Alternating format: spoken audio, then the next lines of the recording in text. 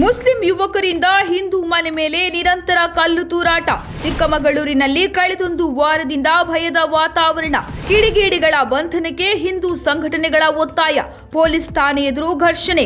ಕಳೆದೊಂದು ವಾರದಿಂದ ನಿರಂತರವಾಗಿ ಹಿಂದೂ ಮನೆಯನ್ನ ಗುರಿಯಾಗಿಸಿಕೊಂಡು ಕಲ್ಲು ತೂರಾಟ ನಡೆಸಿದ ಪ್ರಕರಣ ಚಿಕ್ಕಮಗಳೂರಿನಲ್ಲಿ ನಡೆದಿದ್ದು ಉದ್ವಿಗ್ನ ಪರಿಸ್ಥಿತಿ ನಿರ್ಮಾಣವಾಗಿದೆ. ಚಿಕ್ಕಮಗಳೂರು ನಗರದ ವಿಜಯನಗರ ಬಡಾವಣೆಯ ತಿಲಕ್ ಪಾರ್ಕ್ ಸಮೀಪ ಇರುವ ಸುಧಾ ಎಂಬುವರ ಮನೆ ಮೇಲೆ ಕಳೆದ ಒಂದು ವಾರದಿಂದ 6 ಜನ ಕಿಡಿಗೇಡಿಗಳು ನಿರಂತರ ಕಲ್ಲು ತೂರಾಟ ನಡೆಸಿದ್ದು ಘಟನೆಯಿಂದ ಸ್ಥಳೀಯರಲ್ಲಿ ಆತಂಕದ ವಾತಾವರಣ ನಿರ್ಮಾಣವಾಗಿದೆ.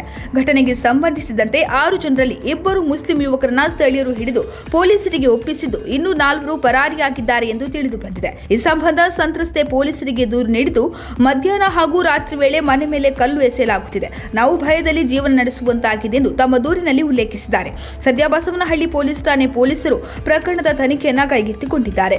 ಈ ಕುರಿತು ಮನೆ ಮಾಲೀಕ ಗಗನ್ ಪ್ರತಿಕ್ರಿಯಿಸಿ, ನಮ್ಮ ಮನೆಯ ಮೇಲೆ ಕಳೆದ ಒಂದು ವಾರದಿಂದ ನಿರಂತರವಾಗಿ ಕಲ್ಲು ತೂರಾಟ ಮಾಡುತ್ತಿದ್ದಾರೆ. ಅವರನ್ನ ಸ್ಥಳೀಯರು ಹಿಡಿದು ಪೊಲೀಸರಿಗೆ ಒಪ್ಪಿಸಿದ್ದಾರೆ. ನಾನು ಕೆಲಸಕ್ಕೆ ಹೋಗುತ್ತೇನೆ, ತಾಯಿ ತಂಗಿ ಇಬ್ಬರೇ ಮನೆಯಲ್ಲಿ ಇರುತ್ತಾರೆ. ಮಧ್ಯಾಹ್ನ ರಾತ್ರಿ ವೇಳೆಯಲ್ಲಿ ಕಲ್ಲು ಎಸೆಯುತ್ತಾರೆ.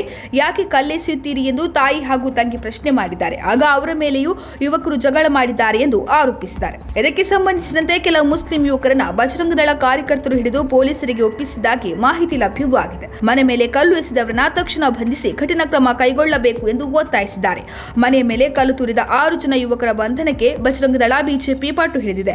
ಪರಿಣಾಮವಾಗಿ ಪೊಲೀಸ್ ಠಾಣೆ ಎದುರು ಹಿಂದೂ ಮತ್ತು ಮುಸ್ಲಿಂ ಸಮುದಾಯಗಳ ನಡುವೆ ಘರ್ಷಣೆ ನಡೆದಿದ್ದು ಕೆಲ ಕಾಲ ಉದ್ವಿಗ್ನ ವಾತಾವರಣ ನಿರ್ಮಾಣವಾಗಿತ್ತು.